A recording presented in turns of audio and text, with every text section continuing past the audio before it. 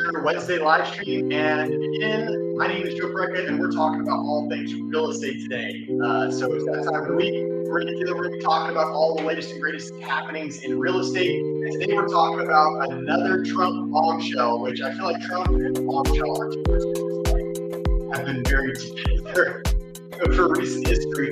And I was talking about how he is looking at getting rid of capital gains taxes on real estate sales, which obviously would be a huge benefit to sellers, but also benefit buyers in a couple of different ways. So we're going to be talking about how capital gains tax affects the real estate market, and also about Trump's maybe half-hearted proposal. I mean, I don't know if he's serious or not, but I would like to think that he is serious about this. So we'll be talking about that. We also have two really cool homes to look at. One of them, if you're like an American history buff, it's going to be a really cool house. And the other one has some very cool architecture that you don't see very often. So we'll be talking about those two homes as well. And we're going to be talking about a little tip for sellers. We got a seller tip, it's also a buyer tip as well. Actually, the more I think about it, probably more a buyer tip than anything else. So we're going to be talking about how to really, in under 1 minute, how to evaluate a roof on a home, if it's a composition shingle roof. So we're going to be talking about that a little bit as well. So as always, if you guys don't know me, my name is Joe. I'm a local real estate agent. I live and work in the Los Angeles County area. I'm in Fremont, California, just about 35 miles east of downtown LA. I've been in real estate for my 13th year, which is crazy to think about. Starting August, actually no, it's already started starting in July. Yeah, it's my 13th year in real estate. So we're going to be talking about a bunch of real estate stuff. If you guys have questions at any time, maybe you're thinking about buying, maybe you're thinking about selling, maybe you're thinking about renting, maybe you are getting ready to sell your house and you've got some questions that I prepare, put them in the chat. I love talking with you guys. That is the best part about live streaming. Interact with you guys in the chat. So let me know where you're watching. Let me know if you have any real estate questions, and let me know what you think about the two properties we're going to take a look at, and also the article we're going to look at. So first, let's start off with a little bit of American history meets real estate. So for those that don't know, which probably most of you, I'm a little bit of a history buff. I love sort of like recent history. So American history all the way up to Vietnam is just, I really enjoy reading and learning about that stuff. And when I came across this article, this perfectly like aligned both my real estate passion and my history passion. So if you guys are looking for a really, really cool home to buy, something with a really unique history, something that's really, really old in America, boy, I think we might have found the property for you. We're going to put this up on the screen. So check this out. Founding father John Hancock's Boston home is on the market for the first time in half a century, more than 250 years after it was built. So here it is. It doesn't look like a whole lot. And it's interesting because it's in, obviously it's in Boston, so it's an older city. It's one of America's oldest cities.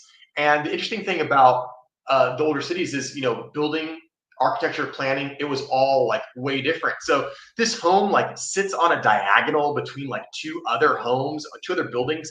It's really, really strange, but it's really, really cool. This is one of the oldest homes in Boston and one of the oldest brick buildings as well. It's really, really neat.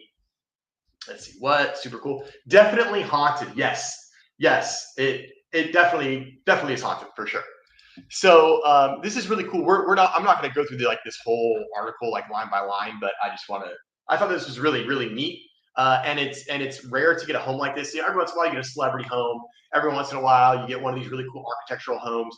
This is really neat because it hits on a lot of different things. The Americana, historical, it's a brick home, it's vintage, it's character. So it's got a lot going on for it. A historic Boston property that predates the American Revolution and was once owned by founding father John Hancock has been made available for purchase for the first time in more than 50 years. The iconic dwelling, which is known as the Ebenezer Hancock House, in honor of John's younger brother, who used it while serving as the deputy paymaster of the Continental Army, is thought to have been built in 1767. 1767. That's crazy. That's wild. According to the listing, which is held by Dave Killen of Landvest, the building is the last extant property associated with the founding father in Boston, and stands as a living time capsule, having been meticulously maintained by its current owners for the last 5 decades. Recently been used as an office for the law firm.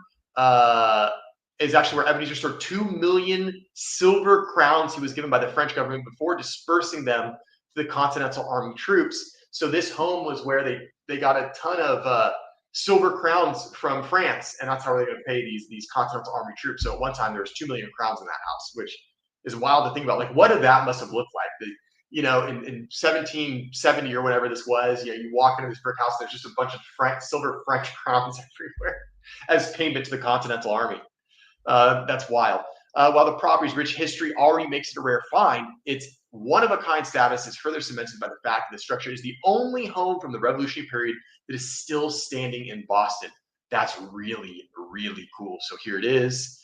Wow, pretty amazing. Like, and it kind of just looks like it's like sort of just like in an alley. Like it just, it's just like afterthought.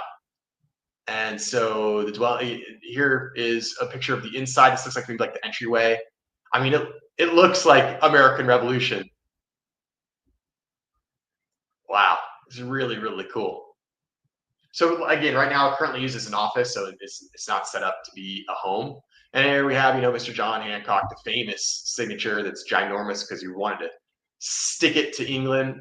There's nothing like the Ebenezer Hancock house that I've seen in terms of level of authentic carpentry that goes all the way back to its original construction. Added dwelling is the best surviving example of later Georgian interior architecture in the city. An asking price for the property has not been released, but the structure was most recently valued at $1.65 million by city officials. Given its historical significance, the building could sell for much more. Yeah, I could definitely see somebody that's got some money. Maybe they're, an American history buff. They're Americana.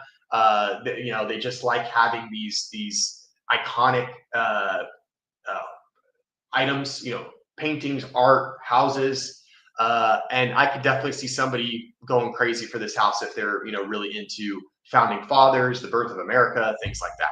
Definitely. There's also ample opportunity to be found in the building. While it's been used as a commercial property for many years, having served as a bookstore before it was taken over by Swartz and Swartz law firm, it falls under mixed use zoning, meaning the buyer could use it as a residence, provided they get approval from the city. For those eyeing it as a commercial space, the property's location will no doubt be of particular appeal. The structure sits on the Freedom Trail, one of the most popular tourist attractions in the city, and routinely swarmed by tourists, and is located just a few steps from other local hotspots. Really cool house. So this is something like when you see stuff like this, obviously doesn't come up very often. Certainly super, super unique. It just looks like, seriously, like if the walls could talk in this one, like how cool would that be to be able to just be a fly on the wall? Think of all the things this floor has seen. Think of all the things that this wall heard and saw. How many meals were cooked over this fireplace for God knows how many people, and what dignitaries. It's just interesting to think about. So here you can kind of get a better sense. This is the building right here. So you can kind of see it's on like an old cobblestone street. This was really cool. The Hancock House, 1660 original building, owned and occupied in 1660 by William Courser, first town crier of Boston. In 1737 by James Davenport, brother-in-law of Benjamin Franklin, owned from 1764 to 1785, so a little over a 20-year run by John Hancock. The Continental troops were paid here in 79. This is the oldest brick building in Boston now standing. So pretty cool. So you can check that out if you're someone who's looking to buy a very historic and character home. I didn't even show you. Here's the plaque. Let me show you guys that. That was cool. Bingo, here. So this is a super, super cool property. Somebody out there who's looking for a piece of American history in real estate, this is super, super rare. Really kind of like a once in a lifetime thing. I obviously don't know how viable it is to be turned like back into a residence. but still super, super cool. So, all right, so let's go to our next super cool home, and this one we're just gonna enjoy it. Normally, like I'd make you guys like guess the price or guess the year built, but this is where we're just gonna check this out. And the reason that I want to go over this one is because it's kind of a rare architectural style. So we see craftsmen's all the time. We see bungalows all the time. We see mid-centuries all the time, post and beam, ranch homes. We see this stuff pretty frequently. Even contemporary homes are not that rare. But what is rare seems to be homes in the Art Deco style. And I love Art Deco. For this that don't know, Art Deco would be like kind of like the architectural style that came out of like the 20s and 30s. So think like Great Gatsby. If you ever watch like the Batman cartoons, like some of the more original Batman cartoons, the buildings and architecture in Batman and Superman is very Art Deco. So really kind of a style that we don't see a whole lot. Every once in a while, you'll see a building. Oh, it's kind of Art Deco style. Like I know there's one house in Claremont that's Art Deco. There's one municipal building in Upland that's a very good Art Deco. And then there's some other stuff like in Pasadena, but it's just not very common, especially for homes. Usually when we see Art Deco stuff, it's like government buildings, offices, schools, stuff like that. So typically not homes, but check this out. This is really, really cool. So this is in Philadelphia. Uh, really, really cool home. It's 3 beds, 3 baths. It's big. It's 3,800 square feet. It's on the market for 2.4. And this is the type of picture like this. To me, this is so interesting. Like you've got all this glass. You've got this cool. One of the notable things about Art Deco is a lot of rounded corners, a lot of radius, a use of radius and curvature and things like that. So this is really what is super Art Deco motif in the front, and then it's kind of mixed with like almost like a little mid-century vibe. Like if you covered this portion of the house and you were just looking at this area, you would think, oh, it's like a mid-century. This is a phenomenal photo. Yeah, Michelle, you're exactly right. Architectural digest shot. This is a really, really pretty photo. Because you have a lot of wonderful framing with the trees. The trees create this natural frame that's really encompassing and highlighting the beauty of the home. The other thing that I like is there's a lot of natural earth tones in this photo, and then you get a pop of this red in this chair. But it's not enough to really like distract you from the beauty of the home. Which is, I mean, this is a really pretty picture, and it's a really, really pretty house. Let me know what you guys think. I know Art Deco is kind of like you either kind of like it or you don't, but let me know what you guys think.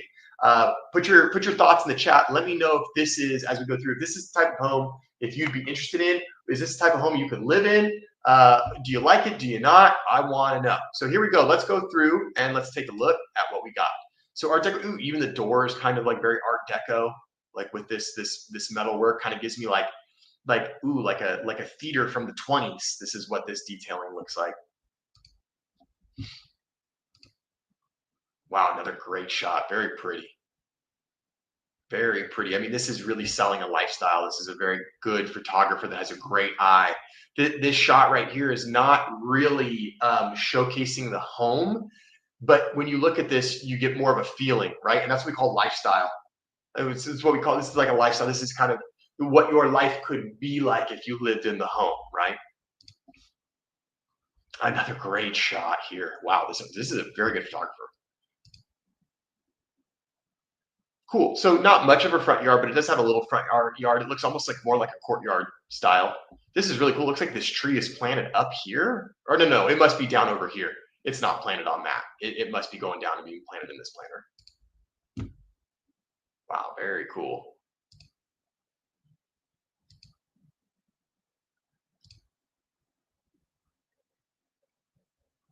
Interesting. This must be the garage. I wonder if they'll have a floor plan. They probably will. Yeah, so it looks like you enter here into the courtyard. So very private. I love homes with courtyard. So this would be like the front door, which is really cool. Very, very private. Very like European feeling.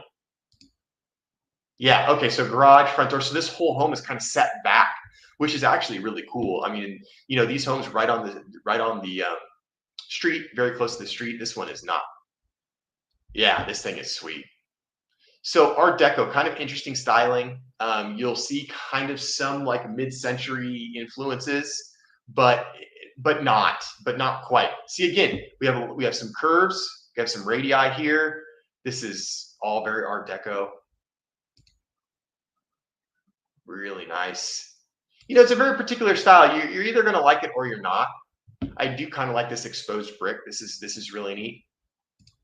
And remember that, guys, this is in Philadelphia. Okay, so this is the area that we saw from the front. This was all this glass.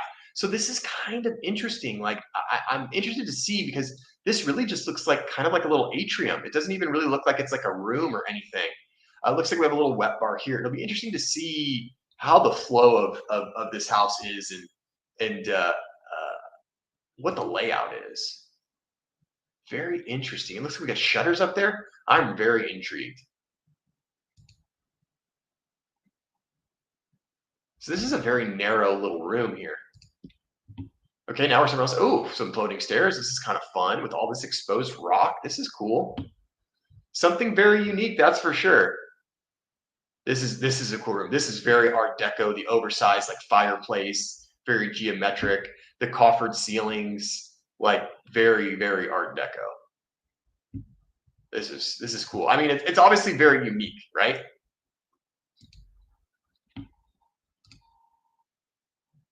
Interesting. It's a very high-end photo shoot. This is not typically how houses are shot. This would be more editorial. This is not like real estate photography, which is fine. It's good. The house looks beautiful. It's great. Interesting. They got cameras on the inside. You always got to watch out for the cameras. Could be watching you. You know, I don't know. I kind of thought the same thing, and I don't know. I wonder if it's because the scale is really small. Like each coffer it's just like it's really small. Like I wonder if it would have been looked better if it was like a little bit larger scale. But I don't know. It does look a little strange.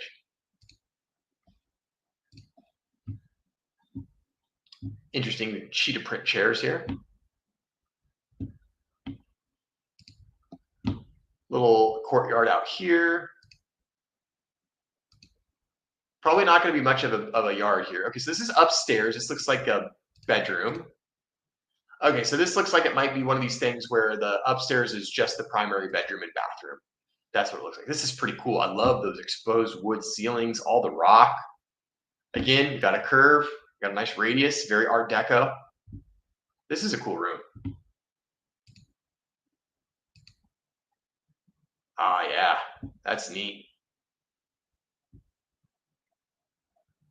I like it. I like it. Okay, so this is all just upstairs. Appears to just be master suite, basically. And interesting, there's like a little wet bar, coffee bar thing, but it's not a kitchen. That's interesting. Yeah, the wall clock is cool. You'll never wonder what time it is. You'll always know.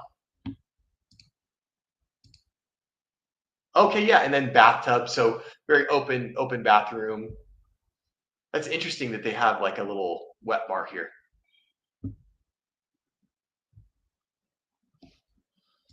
I think I would choose the one cool house with the grotto from a couple streams ago over there. House with the grotto. I knew what you meant. A house with the grotto. I don't remember that one. I don't remember. What else do you remember about that one? Bathtub, shower. I mean, this is really cool. Obviously, a very particular home, right? Like this is one of these homes that it's really particular. It also has huge square footage, um, but it only has 3 bed, 3 bath. So it's expensive. It's big, but it doesn't have a lot of bedrooms. So that's going to limit buyers quite a bit. Oh, it's got a sauna. That's a fun feature. This is really cool. So this is one of these homes that very um, could take some time to sell. This is a nice little patio here. It's really cool though, but it's definitely going to take some time to sell because it's going to take a very specific buyer. It's going to take someone who really wants a specific style, who has the budget, and who doesn't need a ton of bedrooms. Okay, so this is interesting. Now, what's going on here? Do we think, guys? What's going on here? There's another front door.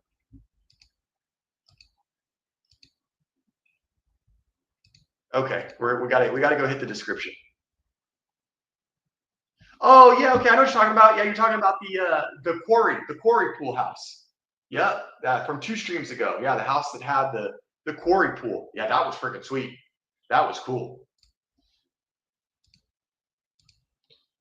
This is very, very interesting. I cannot get a sense of the flow. What?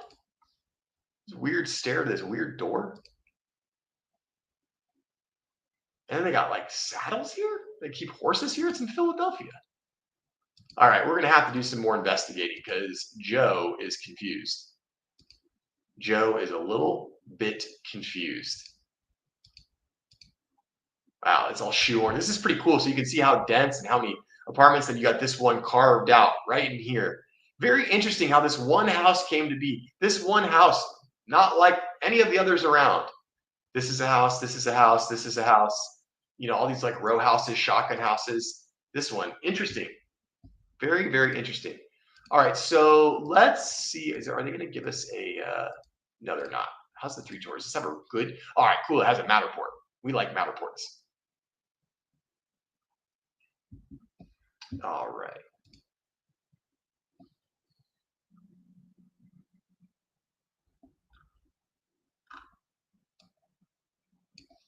Although this is kind of choppy. Yeah, interesting. I really I don't really get the layout of this, but if you're looking for a cool home in Philly, here you have it. It's 2.4 million, three bed, three bath, 3,800 square feet. And there was just a price reduction of 100K almost about 2 months ago. It's been on the market for 279 days. Let's read a little bit. Oh gosh, that's like a really. We're not going to read all that. We're not going to read all this. Within the northwestern reaches of the leafy art museum section of the city of the edge of Fairmount Park, unassuming from the street you walked by many times, what lies behind the Art Deco inspired wall of cascading colorful flowers. Here sits the unexpected blending of an 1877 blacksmith shop, a renovated stone barn with Frank Weiss designed glass atrium. Wow. And Victorian home full of stately splendor tucked with lush grounds that rival the most spectacular gardens. Wow. Interesting. This is a very, very interesting house. Hey, Point Blank, what's going on, buddy? I'm so glad you enjoyed it. I'm glad you got it. Thanks for coming back into the stream. Really, really glad you came back. Hope you enjoyed. We're looking at more houses, but we're not doing any giveaways today. But I'm glad you got your card. And now this is proof. You can be my testimony to see I'm not lying, you guys. When you guys win, if you email me, just like Point Blank did, he won the, was it guess your price? I think he guessed the price correct. And Point Blank emailed me, just like I asked. I was like, Point Blank, you got to email me. And he did. He emailed me saying, hey, this is my address. I'm the winner. And we got him a Starbucks card out to him. So I'm glad it got to you, Point Blank.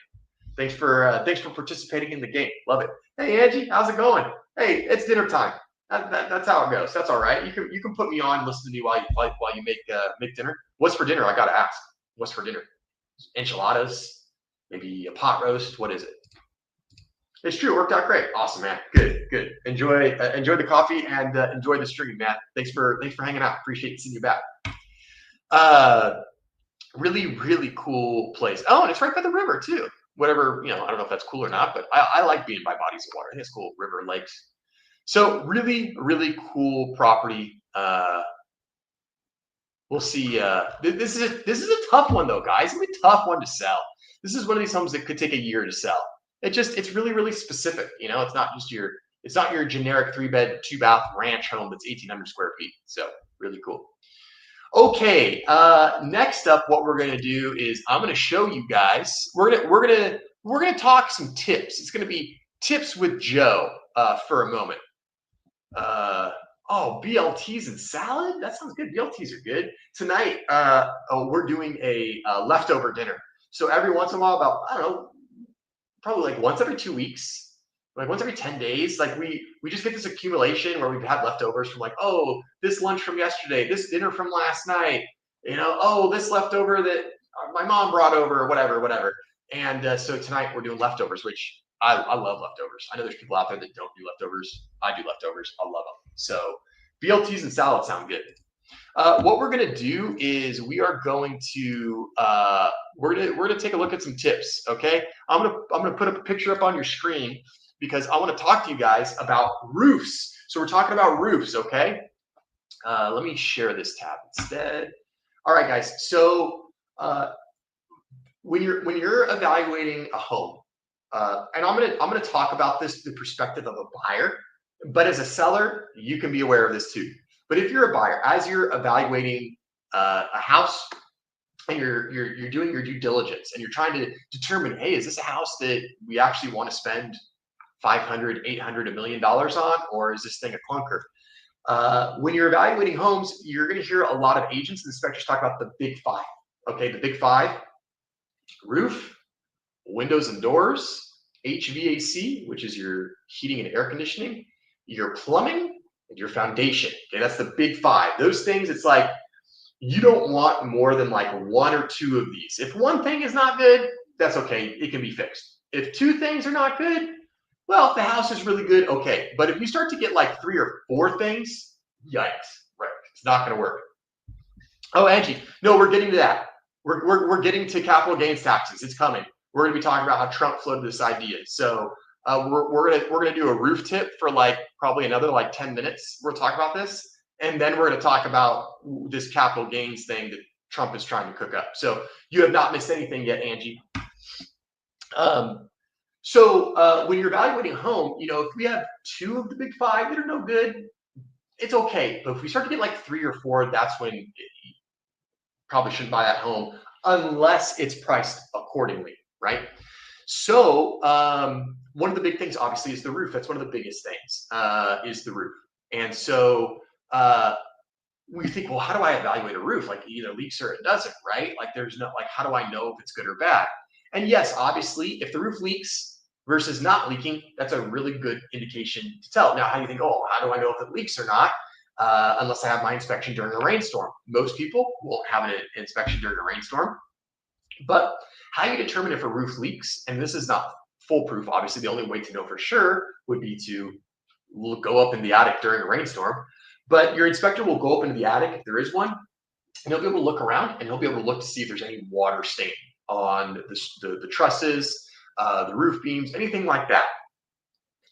If there are water stains, it's not necessarily a bad thing because it could be evidence of an old leak that was fixed, which is not uncommon for people to get leaks in their roof and then fix them. But what you don't want to see is you don't want to see fresh stains or fresh moisture. And so that's the best way to tell if a roof is actively leaking is just go up there and look for water stains. The more yellow or dark the water stain is, the older it is. So if you go up into your attic or your inspector goes up in the attic and they see really, really, really dark, like brown water stains, you think, oh my God, that must be a ton of water. No, actually, that's not that big of a deal because that means they're old water stains. They've dried out probably from an old leak. But now you're thinking to yourself, well, okay, I can tell maybe if it leaks or not, but how do I know the actual condition? Leaking or non-leaking that's like pass or fail, right? You either pass or you fail. But what's the grade of the roof? Like, is it an A? Is it a B? Is it a C? Is it a D? How can you tell? Well, good news, you can tell. So what I'm going to do is I got to Google one picture really quick because I got to get a before and after. All right, images. So this, here we go. Share this tab. This is a composition shingle roof. This is the most common roof in the United States. I would say 80% or more of homes have composition shingle roofs. Your other alternatives to composition shingle would be obviously like a cement tile or concrete tile or Spanish tile, clay tile, something like that. So a hard tile. Hard tile roofs can be good. They can be very aesthetically pleasing, but they can crack. And comp shingle roofs don't crack, obviously. So the nice thing about comp shingle roofs is they're very, very durable. You can get up there, you can walk on them. You can perform routine maintenance very easy. Get up there and take a leaf blower, blow the leaves off. If your kid throws a frisbee up on the roof or a baseball up on the roof, you don't have to worry about the tiles cracking, and you don't have to worry about, oh, I can't get up on the roof and walk on it because if I walk on it, it's going to crack. So composition shingle roofs are very, very durable. They're fire resistant. And this right here is what a good composition shingle roof looks like. Sorry, I lost my cursor. This is what a good comp shingle roof looks like. This is all an example here of good, healthy composition shingle roofs. So you might be thinking to yourself, okay, well, if I saw a roof, see a roof like this, if you see a roof that looks like this, that's a good sign. And you think, okay, well, what am I looking for? Okay, these are called the ridge caps. And these are the caps that go on the ridge. Okay, so these ridge caps are important because they basically are a bridge that bridges over from where one row of shingles meets up with another row. And right at that row, there's going to be a seam. Okay, well, seams are the weak spot, right? So wherever the seam is, that's where water can get in. There you got your leak. So the ridge caps are really important. What you don't want to see is you don't want to see these ridge caps to be like starting to curl up. They'll like curl up at the end a little bit. And what you also don't want is you don't want them to curl or be peeling or flapping or be loose. Obviously, you don't want any shingles to be loose. The other way you can tell is when these shingles, the ones that are just on the sides of the roof, you want them to be laying down nice and flat and even. Sometimes you'll look at a roof and you'll see it be really wavy. The shingles are really wavy, or some are picking up. You don't want that. So this is an example of a good roof. And the good news is there's a very, very easy way to tell if the roof is in good condition or not. There's a very easy way to tell how much life the roof has on it. And this is something that you can look at and you can know within about 20 seconds if the roof is good or not. These shingles, what you're seeing when you're like, here's a picture. Okay, here we go. So these are shingles. These are the shingles. These are the very, very common 3-tab shingles. These actually might be a 4-tab. And we call them tabs because you can see there's a line here. So this is 1 tab. This is 2. This is the 2nd tab. This is the 3rd tab. And they're overlapped, as you can see. And this is the roof that's probably on your home. These shingles themselves are made of fiberglass. So they're a woven fiberglass fabric, and then on the outside they're coated in granules, which is kind of just like sand. So these fiberglass mats, they're fiberglass together. Then they put this coating on top, and they put these granules on top, and that is your roof. So what happens when? Oh, hey, it's Jen. Hey, Jen, you're up late. Gosh, it's late for you, isn't it? Thanks for hanging out in the stream. It's always good to see you, friend. Hope you're doing well. We're talking about roofs right now and what to look for. So when you're a buyer and you are standing in front of this house and you're thinking about, okay, I'm evaluating it and I'm trying to figure out if this is the home for me. One of the first things you can do right from the curb, right when you get out of the car, look at the roof. And the first thing I want you to do is just take a really quick evaluation of, are the shingles laying flat? Does the roof look the way it's supposed to look, right? Are the ridge caps curling up, right? Are there any obvious signs of patching on the roof?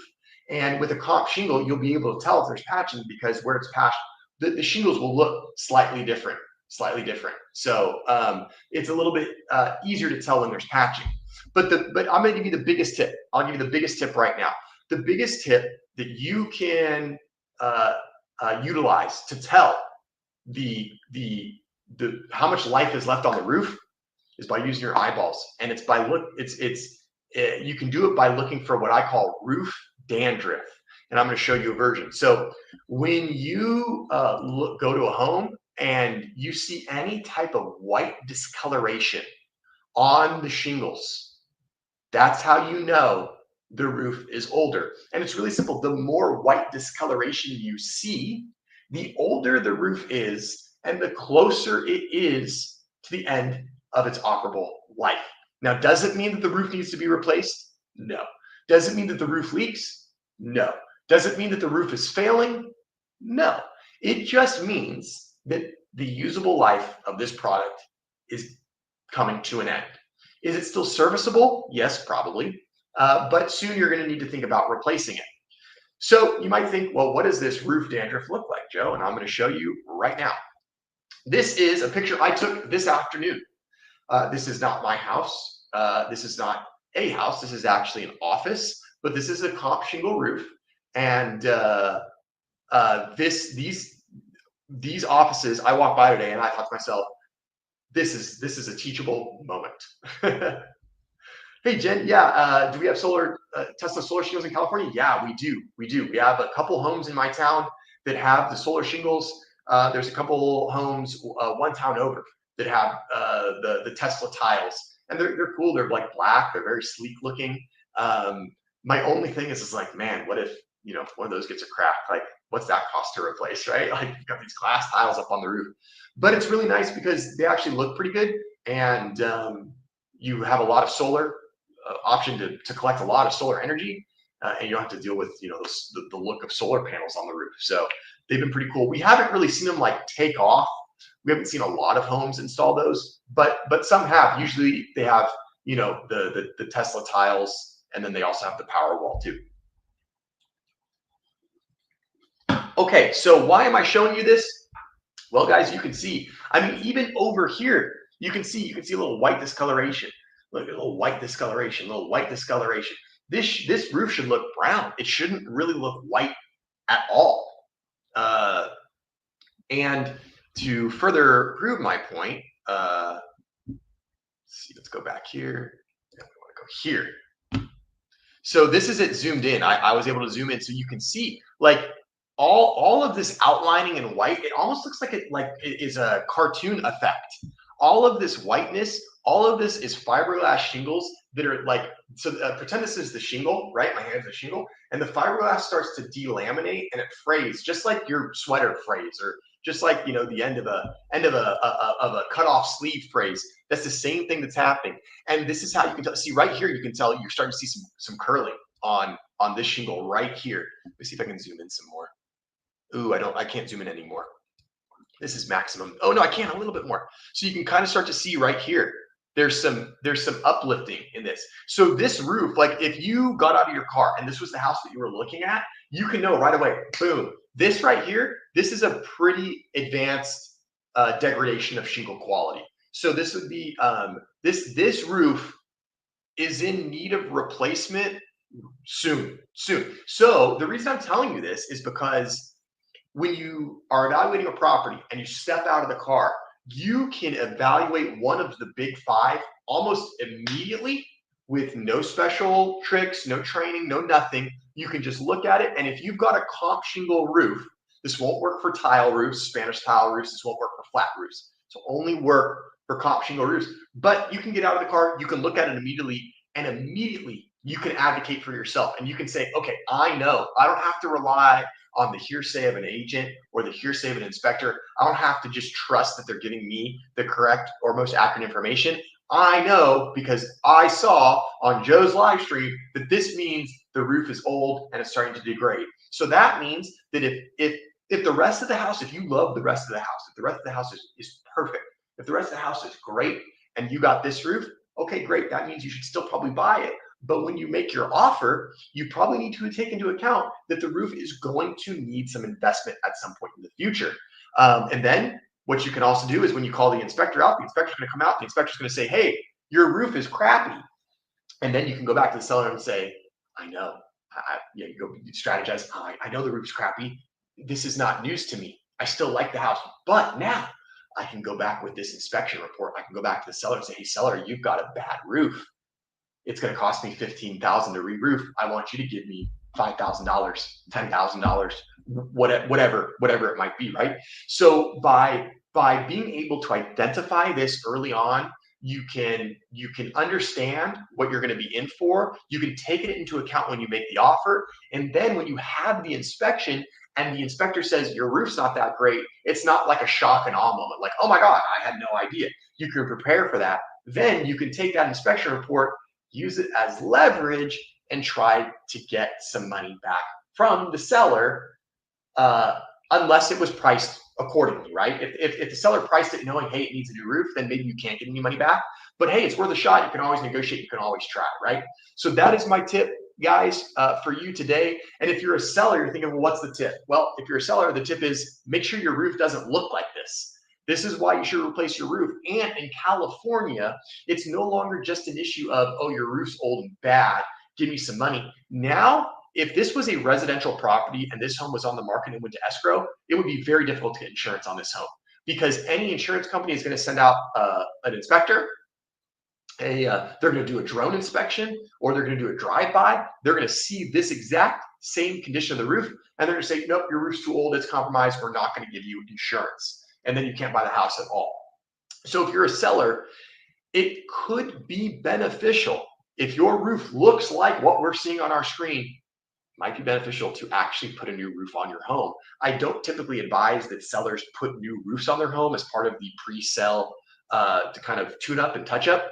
But in this situation, especially here in California where insurance is a little bit of a nightmare, this is the type of thing that could prevent your home from selling. And it's not your fault. It's not the buyer's fault. It's not the agent's fault. It's not the lender's fault.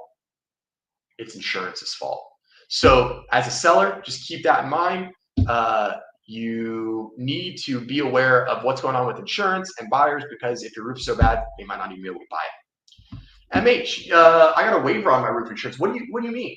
You got a waiver for like your insurance company doesn't care about your roof? I mean, I know that you're in the Denver area, so maybe it's a little bit different. But you guys get snow and a lot of rain, so I would still think that the roof would be important. If you can, let me know what you mean by that. All right, guys, so that's roof 101. So next time you guys are out, you're hunting houses, you're thinking about buying a home, you're on your next house hunt. Remember what Joe said in the stream. Look for roof dandruff. That white, what looks like frosting, kind of looks like fake snow. Maybe it's not a good thing for your roof. You need to negotiate. You need to get an inspection, and you need to make sure you know what you're in for when you make the offer on stuff like that.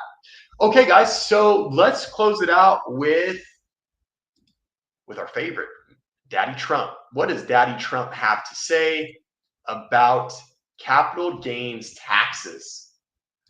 All right, so, before we get into this, Andy's got something here. Let's see. Simple. The insurance company wrote off my roof on the policy. Like they don't care about the roof. Like they just didn't. The roof doesn't matter, or what do you mean they just wrote it off your policy? Angie, just put on a new roof last year. The only older part is my heating, air conditioning, but it works, so I'm not replacing it. Never had an issue. No, that's the same thing I'd say. If it works, if it's working good, run it. Heating and air conditioning is not cheap. And chances are, if it's working at the inspection, the buyers probably are not going to care. And even if they do bring it up, you can say, hey, it's not broken. I'm not going to replace it. Like, I'll give you $2,000 and then you can, replace it down the line if you want or something like that. And if you do have older HVAC, sometimes what can be a good thing is showing that you got it tuned up or maintained, usually twice a year. So usually once in the fall, right before winter when it gets cold, and then once in the springtime, right before it gets hot, they tune up the AC. And that way you can show, yeah, it's older, but look, just like an old car, right? You're like, oh, I've got a car, it's 14 years old, it's got 112,000 miles on it, but here's the paperwork from the oil change that I did every few thousand miles. And here's the receipts from all of the timing belt change and the new shock absorbers, all this stuff. And when you go sell that car with some older components, it's going to put those people at ease because they're going to know, hey, I know. Okay, cool. So if your husband does it, just make notes, make a note, and keep a little piece of paper, tape it straight to the HVAC. So tape it to the air handler, the furnace that's inside, and then just put like the date, like March 2025. Change the air filter. Replace the fuse, clean this out, whatever. And then that way, when inspectors are inspecting your home when it is for sale, or agents are looking, because I always look in the furnace cabinet because I want to know. That's like what I call the dirty areas of the home. And one of the things I point out is if I see a schedule that homeowners have changed their air filter and they have it noted, and you can see like they've changed their air filter like every 3 months for the last 18 years, I'm going to go to my buyer and say, hey, I know it doesn't seem like much. I know it just seems like an air filter. But these people were so diligent that not only did they remember to actually change their air filter or clean it, they also made notes of when they did it. And if they made a note about when they changed their air filter and their furnace, you can probably assume that they did all of the other maintenance that their home requires as well. Therefore, the pride of ownership is higher. Therefore, the quality of the home is just overall better. So it's crazy, but those little things add up. They really do add up. I replaced the roof in 2020. We just got the roof on my insurance this year. Going to pull it in 2030 since no longer be fully covered. Okay, that makes sense. So because your roof is so new, they just said we know your roof is new. It's not a problem. Okay, that makes sense. Thanks for clarifying, MH. I was just curious about that. We've always changed the photo. That'd be a lot of writing. Yep. And it's good. It's good to show. It's good to document because then people can understand. So. Okay, so let's talk about capital gains taxes. President Trump on Tuesday floated the possibility of eliminating the federal capital gains tax on home sales in a move that would change the way real estate profits are taxed for the first time in 30 years. Can I get rid of this? There's so many pop-ups on the screen. Speaking to reporters in the Oval Office on Tuesday, Mr. Trump suggested he is weighing supporting legislation introduced by Rep. Marjorie Taylor Greene of Georgia that would nix the existing capital gains tax on home sales. Greene called the tax an outdated, unfair burden, especially in today's housing market where values have skyrocketed. We're thinking about that, Mr. Trump responded to a reporter when asked how important it is the capital gains tax be eliminated in order to unleash the housing market. It would also unleash it just by lowering the interest rates, the president said, adding, if the Fed would lower rates, we wouldn't even have to do that, but we were thinking about no tax on capital gains on houses. This guy, I mean, Trump is very, very Trump is very fixated on Jerome Powell and the Fed right now. What I don't get is why Mr. Trump doesn't realize that just by Jerome Powell lowering the interest rate doesn't necessarily mean that mortgage rates will be lower. Chances are it will happen, but we saw this most recently in December when interest rates were lowered. They were cut by a quarter of a basis point, and mortgage interest rates went up. So him just thinking, if the Fed would lower rates, it's going to be so much easier to buy homes. That's not necessarily true. And also, if the Fed lowers rates and we get close to 6%, it's going to get wild again. It's going to get really wild again. There's numerous studies. In fact, I almost included an article about that today, but I just didn't want to talk about it. Talking about how if we get to 6%, some data and studies have shown that the real estate activity could increase by 30%.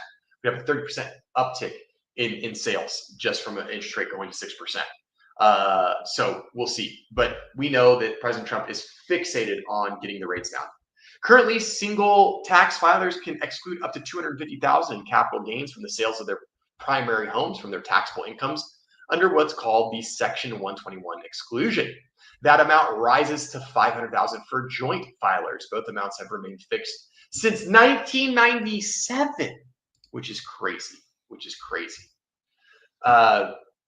Let's see. Is my old NASA roof they didn't insure? We just bothered it. Yeah, that makes sense. Roof as expensive to insure in Colorado due to hail and wind. Yep, hail and wind is not a good mix for roofs. Angie, definitely needs to be raised. Now, do I wait to sell? I mean, I would never let the hearsay of legislation determine what you do. You know, if the timing is right, and the timing is right for you, and it's, everything is good in your life, and it's like, okay, we just need to sell. We're done with the house, then just sell. But certainly, if this becomes more concrete, it could be advantageous. Obviously, Angie, I don't know your situation, but I know your home is worth a decent chunk of change. And if you've lived in it for more than about 10 or 15 years, you very well could be making more than $500,000 in profit, which means you'd have to pay taxes on everything over $500,000 worth of profit. And as you guys can tell, this hasn't been changed since 97. In 97, this was a very reasonable amount, $250 and $500. I mean, in 97, most married couples weren't making $500,000 on the sale of their home. That was a lot of money then. Now making $500,000, this is not crazy at all. Especially if after COVID, if you bought a home in 2018 and it was a dump, and then you fixed it up, and then in 2020 COVID hit and the market goes crazy, that home that you bought for $500,000 could very well be worth $900,000 now. So it's pretty wild to think that these limits haven't changed at all.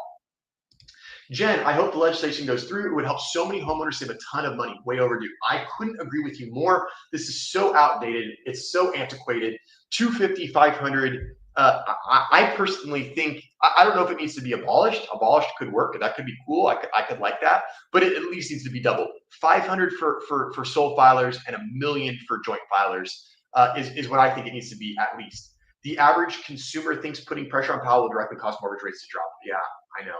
And this is why I get really upset when I hear people just blame Powell for things because first off, he's got a really hard job. He's tasked with keeping him and his Fed president fellows are tasked with keeping the U.S. economy afloat and on track, which basically ends up being the global economy as well. I mean, it's not actually, but it basically is. And you have these people that are just like, oh, just lower interest rates, it'll be fine. And you're like, no, we can't really experiment on the U.S. economy in this scale. It's not very realistic. So, oh, 24.7%. Ooh, I don't like that. That's not good. 24% in taxes. That's robbery. It's like literally robbery. It's small businesses that are most hurt with higher rates. They depend on your credit to survive. Yeah, you're exactly right. You're exactly right. Yep. Yeah, credits for small business, and that's why when interest rates go down, typically the economy heats up a little bit because those small businesses have can money is cheaper, so they can expand, they can open a new location, they can hire more people. They can increase their offerings and services. And that's why the Fed doesn't want to raise the rates. The Fed doesn't want to lower the rates because the Fed is afraid that the economy is going to heat right back up again, and we could see inflation take off, and we can have some other nasty factors. So, reached for comment by CBS Money Watch. The White House said it had nothing additional to add to Mr. Trump's comments. Homeowners who have lived in their homes for decades, especially seniors in places where values have surged, shouldn't be forced to stay put because of an IRS penalty, Greene said in a statement announcing the proposed no tax on home sales act. Now, Marjorie Taylor Greene, she is kind of a polarizing personality. Yes, MH, you're exactly right. Plus the tariffs, all of that plus the tariffs. Yes, you're exactly correct. Marjorie Taylor Greene, she's kind of a polarizing personality. She's kind of like a sort of a Trump-esque figure in the legislature. She just kind of says whatever she wants and does whatever she wants. And you can think whatever you want of her, but I got to say, she's dead on, in my opinion, with this. I think she's dead on. I do think it's extremely unfair for homeowners who have been in their home for 20 and 30 years, elderly homeowners who are on a fixed income, and maybe now they're not a joint filer. Maybe husband or wife died, and now they are a single filer now, and now they're only exempt up to $250, and maybe they bought their home for $112,000, and if it's here in Southern California, they bought it for $112,000 in 1987, and now they're retired and they're old, and she's a widow, and now it is worth $1.1 million, and now they got to pay. Now she's got to pay taxes on everything over $250,000 profit. That person is going to end up paying tens of thousands, if not hundreds of thousands in taxes, which is not fair. It really is not fair.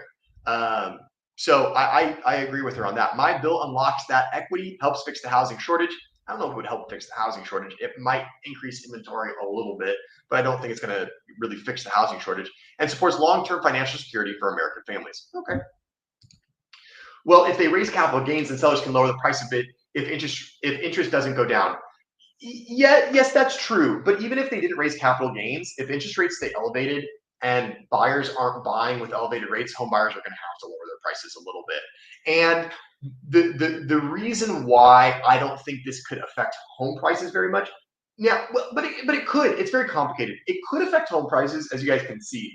I'm working this out aloud with you guys as I think of stuff. It could lower home prices a little bit, but for a different reason, Angie. It could lower home prices because if this allows or facilitates more people to put their home on the market and inventory goes up, then as inventory goes up, that could alleviate some pricing pressure. So that is possible. Yeah. But I don't think it's going to be, I don't think, and maybe I interpreted your statement wrong, Angie, but I don't think what's going to happen is sellers think to themselves, oh, I have to pay less taxes. I can pass the savings on to the buyer of my home, which is exactly why prices didn't go down when we did the whole commission thing with agents. Remember how they said, oh, sellers aren't going to have to pay 6%, so home prices will come down. No, they didn't. They didn't come down because what home sellers like, oh, I'm going to pass on my savings to you. Not a single one is going to do that. They're going to say, oh, great, I get to make more money. I just get to make more. But it's possible that if this spurs enough people, enough elderly people to maybe want to put their home on the market because now they can make more money, then that could maybe alleviate some competition and some increases in prices.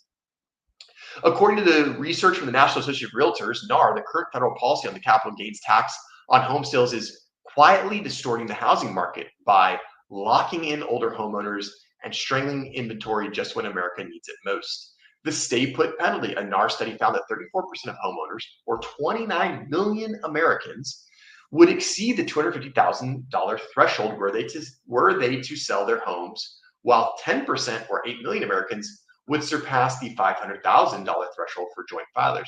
Now, the interesting part is this is a huge number. 34,000 of Americans, 29 million Americans, sorry, 34%, 29 million Americans would exceed that. So they're paying taxes. They got to pay taxes on the sale of their home. While just 10%, or 8 million Americans would surpass 500. But the interesting thing about this is, yes, this number is much smaller, but think about where these are.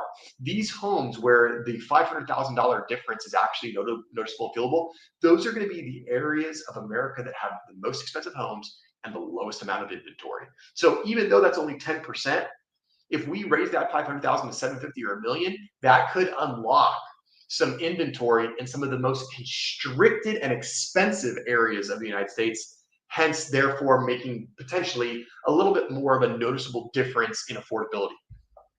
As a result, the older homeowners are disincentivized to sell their homes in what NAR researchers refer to as stay put penalty. For example, seniors who might otherwise consider moving closer to family or downsizing are staying in place and keeping housing inventory tied up. Basically, kind of just the example I gave to you guys. This stagnation in housing turnover is rippling through the entire market, driving up costs and limiting opportunity. Exactly the opposite of what public policy should be encouraging. Shannon McGann, NAR Executive Vice President and Chief Advocacy Officer, said in a statement, and it gets worse each month. Critics say eliminating the tax would only benefit wealthy Americans who can afford to pay tax on gains from home sales that exceed the limit. Joel Berner, senior economist at Realtor.com, told CBS Money Watch that a lot of home sellers already benefit from the $250,000 exclusion limit, and that eliminating the capital gains tax altogether would primarily benefit wealthier Americans who own residents that have appreciated by more than $250,000 or $500,000 in the case of joint filers.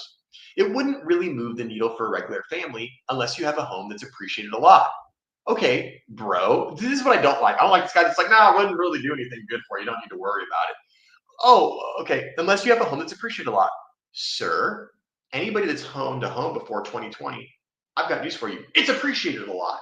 And most people in America have owned their homes prior to 2020. So I actually disagree wholeheartedly. I think lowering it would help a lot of people, not just wealthy Americans, not just wealthy Americans. Now, if you're, talking about, oh, well, the home, was 120,000 and now it's 300,000. So there's a difference there. And it, those are poor Americans. Well, okay, they're not going to get a benefit from this, but it doesn't matter. There's still a ton of, the average home price in America is now teetering on $480,000. So there's a lot of people out there that have made a lot of equity in the last few years. There's a lot of people that were sitting on $300,000 homes, and now they're sitting on $550,000 homes. And if they paid $350,000 for it in 2016, they've been paying their mortgage down. They probably owe, $220 on it, and now it's worth $550,000. There you go. It's going to help those people, and that's a very median average home price in America. Let's see, Angie, it'd make a difference to me if I had to pay $50K plus in taxes. I could lower the asking by 20 or 30K because I don't have to pay the money back. Yeah, and that's true for some sellers. It could make a difference. Sounds like a great idea. I think so, point blank. I think so, but unfortunately, I'm not in charge. I'm in charge of my stream, which is cool, but I'm not in charge of tax policy. Inventory release. He also suspects abolishing the capital gains tax on home sales would release inventory onto the housing market. It could be a good thing for the market. In particular, where inventory is constrained, it could benefit regular folks. Berner said, yeah, don't disagree at all. By contrast, eliminating the federal tax would erase revenue paid to the government and could spark increased interest from investors and speculators, which could also drive up home values. That would contribute to the nation's housing affordability problem, according to Berner, which, right, there's no such thing as a free lunch. For every push, there's a pull. For every action, there's an equal and opposite reaction, right? So we can't just get rid of something and not have something else, right? So that's what they're saying here is like, well, if we get rid of the federal tax, then if there's no capital gains, then potentially speculators could make more money, and then it would encourage them to spend more and outbid other people. But I do think that maybe there's in between, maybe there's something about how, like, okay, you're going to get no capital gains on primary residences once every 6 years. So if you buy or sell a house and it's 1 in 6 years and you make 500K, you don't pay anything. But if you buy a house and then sell it, and then buy another house to replace it, and then sell it, and you make money on that one, and if it's within a certain time period, maybe you're subjected to a certain 10%, so 15%, something, right? And that would be to basically counteract investors and speculators from just going, okay, well, now I can just buy it and flip it and sell it and make the profit, and I don't have to pay tax. And that, we don't want that. Let's see. But if you profit 600,000 and put 500,000 into another primary residence, wouldn't that wipe out the tax? Yes, there are a few ways to do that. You can do that. If it's investment property, you can do what's called a 1031 tax exchange. There are some deferred ways where, yeah, if you take money and then you immediately put it back into real estate, you can circumvent some things. So yes, but that's the type of thing where you got to talk to CPA, accountant, tax person. I wouldn't be able to give you an affirmative either way on that. You need someone that's much smarter with money than I am. With the average U.S. home price almost 500,000, a homeowner that bought over 20 plus years ago with no outstanding mortgage will benefit. It's not just the wealthy areas that benefit. You're exactly right, Jen.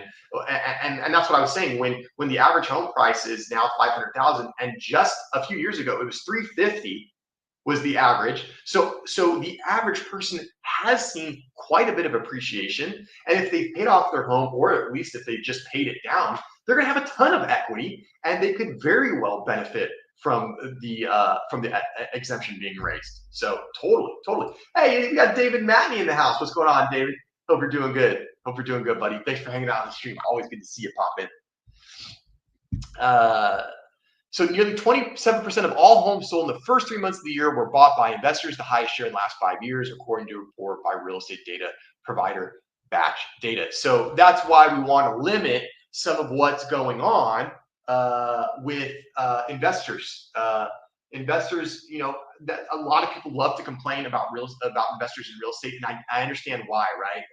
Houses should be for people, not for profit. I get that. And if you're a person, you lived in a house long enough and you make profit just simply because you paid your mortgage and lived there and maintained it, hey, that is great. But the whole, we got to get investors out. That's absolutely a thing. So I don't know if Trump's actually going to do this. I think that I think I would be surprised if this gets pushed through because, again, usually the government is not too excited to give themselves a pay cut. And whenever we reduce taxes, lower taxes, or abolish taxes, that's basically the government taking a pay cut voluntarily, which is not something they typically like to do. So I don't know if this is going to happen. I don't know if it needs to. Be eliminated, but I definitely think it needs to be increased, and I don't think it will be. I think the middle ground here will be. I think that we'll see it increase. I think we'll see it go from 255 to 5750. That's what I think we'll see. I'm certainly hoping so. But man, could you imagine, guys, what would happen if we were able to get rid of capital gains on real estate sales, and we were able to get mortgage interest rates down to 6%? Guys, this is why it's really important to pay attention to stuff, because if that happens, it's going to get wild. It's going to get really, really wild in terms of a lot of activity, not in a bad way, but certainly in a more positive way.